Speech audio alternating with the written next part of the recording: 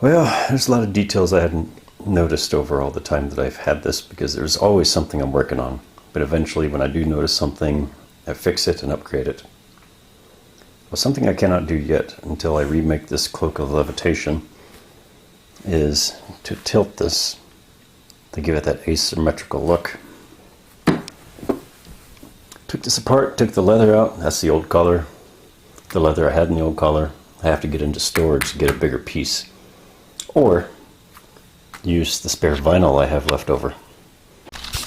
Alright, this is a wardrobe check. I just put a new collar on. So, let's see what it looks like. I feel like the collar's too big.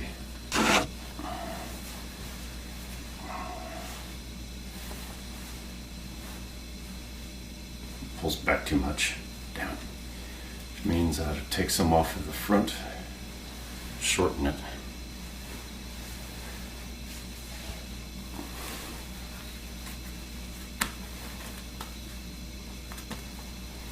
Is there a place?